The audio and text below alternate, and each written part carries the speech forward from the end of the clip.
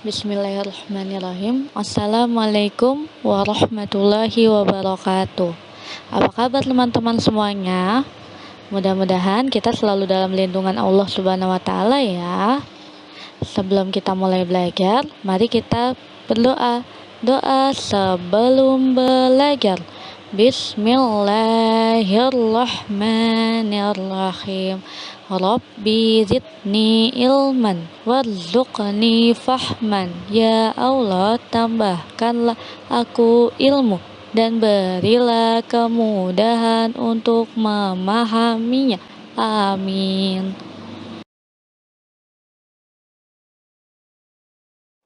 Hari ini kita akan belajar tema 2, subtema 3 tentang permainan estafet ember dan aturan sekolah. Yang pertama kita bahas adalah permainan estafet ember berisi air. Jadi embernya itu berisi air, kemudian diestafetkan atau dioper ke teman yang lain. Teman-teman bisa buka buku halaman 130. Teman-teman lihat gambarnya. Jadi untuk bermain estafet ember yang berisi air, teman-teman harus ada 5 anak. Bisa 3-5 anak yang berbaris dengan jarak 1 meter. Jadi barisnya agak jauh ya. Jaraknya 1 meter. Nanti anak yang pertama akan mengoper ember yang berisi air. Kemudian ember itu akan diambil oleh pemain nomor 2. Jadi di antara 2 anak yang akan memberikan dan menerima ember itu dibuat lingkaran untuk meletakkan embernya. Diulang lagi. Dalam melakukan permainan estafet ember berisi air, teman-teman bisa melakukannya 3-5 orang yang berbaris dengan jarak 1 meter. Yang mana di antara 2 orang dibuat lingkaran untuk meletakkan ember. Jadi orang pertama meletakkan ember di lingkaran. Kemudian ember itu diambil oleh pemain yang kedua. Begitu juga seterusnya. Untuk bermain estafet ember berisi air, kita akan melakukan 2 gerakan utama. Yang pertama adalah gerak dasar membungkuk. Untuk meletakkan air atau meletakkan ember, kita pasti membungkuk. Begitu juga untuk mengambil airnya, kita pasti membungkuk. Kemudian gerak dasar yang kedua adalah gerak mengayunkan tangan. Untuk memindahkan ember yang berisi air, kita harus mengayunkan tangan supaya ember itu terletak di lingkaran. Jadi kita memindahkannya dengan mengayunkan tangan. Mari kita ingat-ingat sebentar materi sebelumnya. Teman-teman, menurut teman-teman, gerak dasar membungkuk dan gerak dasar mengayunkan tangan termasuk ke dalam gerak apa ya? Ya, betul. Termasuk ke dalam gerak non-lokomotor. Contoh gerak non-lokomotor selain gerak membungkuk dan gerak mengayunkan tangan, ada gerakan apa lagi ya? Gerak non-lokomotor contohnya ada gerakan meliuk, ada gerakan melambai, ada juga gerakan mengangkat 1 kaki. Teman-teman pasti lebih banyak lagi yang diketahuinya. Silahkan teman-teman pikirkan, apalagi ya gerak non-lokomotor. Tadi adalah permainan estafet ember yang berisi air. Sekarang kita membahas permainan kasti. Siapa yang sudah tahu permainan kasti? Siapa yang sudah pernah melihat orang-orang yang bermain kasti? Oke, kita bisa lihat dari gambar berikut ya. Berikut adalah gambar anak-anak yang sedang bermain kasti. Untuk bisa bermain kasti, apa saja ya alat yang digunakan? Yang pertama adalah bola kasti. Bagaimana kita mau bermain kasti kalau bolanya tidak ada? Kemudian yang kedua, tongkat pemukul. Tongkat ini terbuat dari kayu. Sama saja seperti bola kasti. Apabila tongkat pemukul ini tidak ada, lalu kita tidak dapat bermain kasti. Kemudian ada tiang hinggap. Tiang hinggap ini bentuknya kecil, ada benderanya. Jadi tiang hinggap ini tujuannya adalah untuk tempat hinggap pemain yang memukul bola. Jadi pemain yang memukul bola itu setelah memukul bola, dia akan berlari menuju tiang hinggap itu. Permainan kasti ini terdiri dari 2 regu atau 2 kelompok. Yang pertama, regu pemukul, yang kedua regu penjaga. Regu pemukul ini yang memegang tongkat pemukul. Nah, masing-masing regu punya pemain inti yang berjumlah 12 orang. Harus diingat ya, jumlah pemain inti masing-masing regu adalah 12 orang. Teman-teman bisa melihat video-video olahraga kasti supaya teman-teman lebih paham lagi bagaimana atau seperti apa permainan kasti itu. Nah, sekarang kita akan membahas materi selanjutnya, yaitu mengamati aturan sekolah. Teman-teman boleh buka buku tema 2 halaman 111. Sebelumnya, silakan teman-teman baca percakapan berikut. Mari kita baca bersama-sama. Gambar pertama. Bajumu sebaiknya kau masukkan, Don. Kamu akan tampak lebih rapih. Baiklah, Titus. Terima kasih atas nasihatmu. Sekarang mari kita baca bersama-sama gambar yang kedua. Tali sepatumu sebaiknya kau jalin dengan rapih, Ana. Betul juga, Melanie. Terima kasih atas pemberitahuanmu.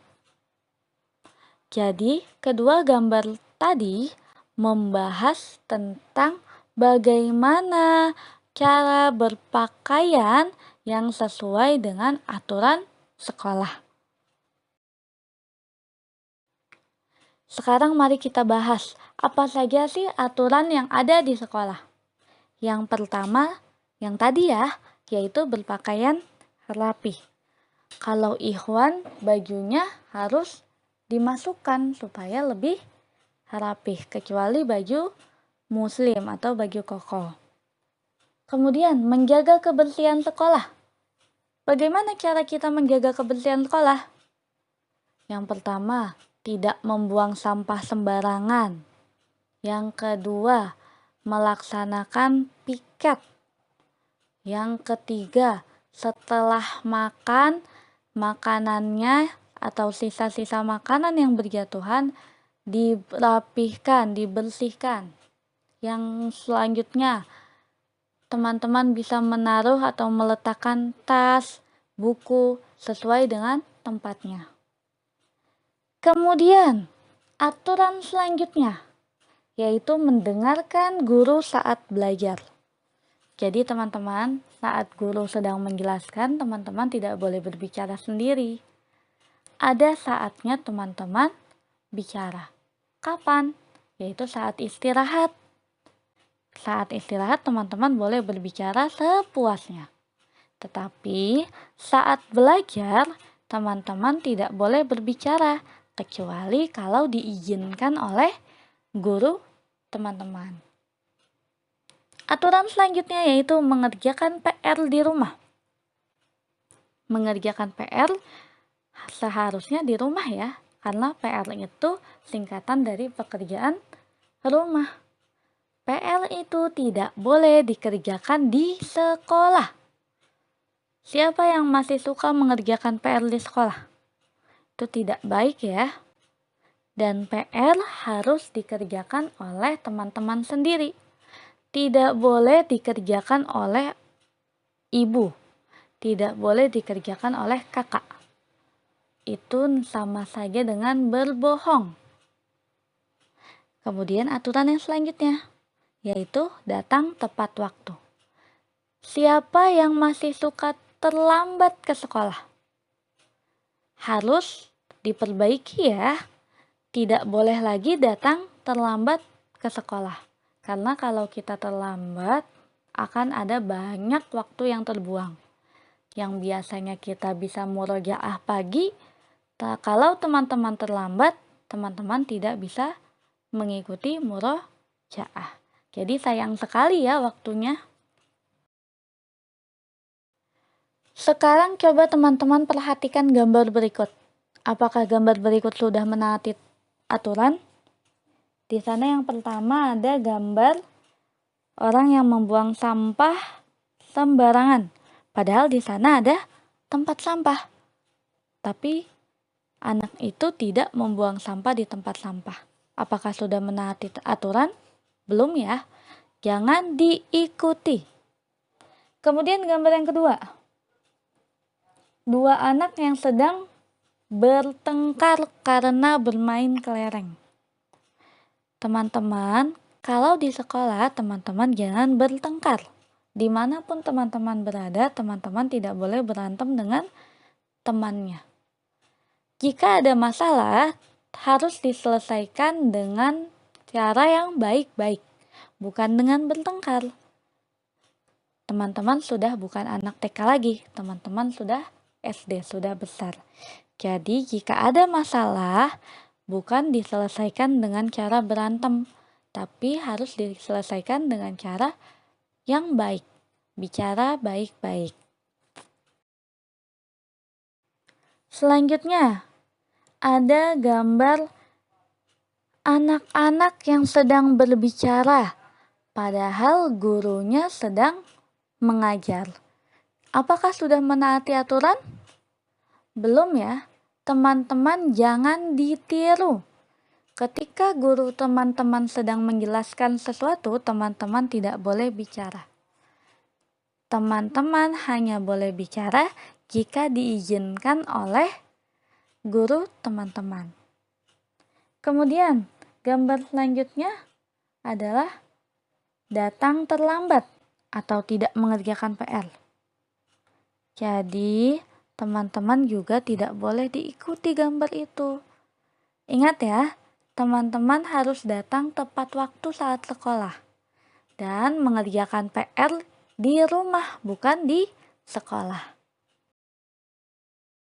Sekarang teman-teman buka buku tema 2 halaman 135. Di sana ada beberapa gambar ya. Perintahnya adalah berilah tanda checklist untuk gambar seorang siswa yang menaati aturan sekolah. Kita lihat gambar pertama. Di sana ada siswa dengan pakaian yang rapi.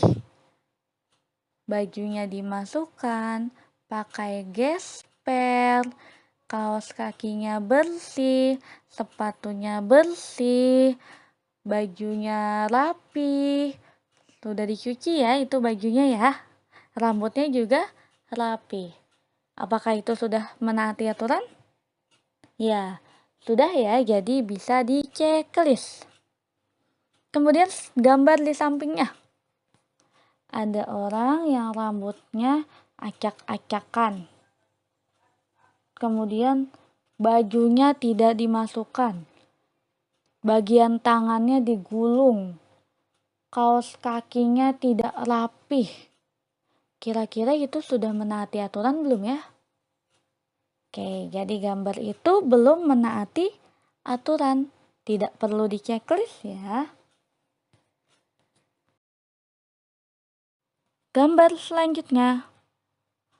Di sana ada anak yang sedang membuang sampah sembarangan. Lihat bagian tangannya. Sampahnya dibuang. Apakah sudah menaati aturan? Belum ya, karena tidak membuang sampah di tempat sampah. Kita tidak perlu berikan tanda checklist. Kemudian gambar yang di sampingnya. Mereka sedang ulangan. Tapi lihat salah satu anaknya. Dia melihat jawaban temannya. Apakah sudah menaati aturan? Siswa yang menyontek berarti dia tidak menaati aturan. Jadi tidak perlu diberi tanda checklist ya. Dan teman-teman tidak boleh mengikuti. Teman-teman saat ulangan harus mengerjakan sendiri-sendiri. Tidak boleh menyontek. Selanjutnya. Di sana ada gambar guru yang menjelaskan sesuatu. Kemudian murid-muridnya terlihat tenang. Tidak ada yang berisik. Tidak ada yang bicara sendiri. Semuanya mendengarkan gurunya. Berarti gambar itu sudah menaati aturan belum ya? Ya, betul. Gambar tersebut sudah menaati aturan. Maka beri tanda checklist. Kemudian gambar di sampingnya. Seorang anak yang mencoret-coret meja sekolah. Baik tidak ya mencoret-coret meja sekolah? Itu adalah perlakuan yang tidak baik dan tidak menaati aturan. Jadi perlu kita berikan tanda checklist tidak ya? Tidak perlu. Jadi seperti itu ya aturan-aturan yang ada di sekolah. Aturan harus ditaati supaya hidup kita nyaman dan teratur. Itu harus diingat. Aturan itu perlu kita taati supaya hidup kita nyaman dan teratur. Oleh sebab itu, kita harus bisa menaati aturan yang ada di sekolah supaya kegiatan sekolah juga semakin nyaman. Teman-teman tidak ada lagi yang melanggar aturan di sekolah. Cukup sekian. Barakallahu fikum. Wassalamualaikum warahmatullahi wabarakatuh.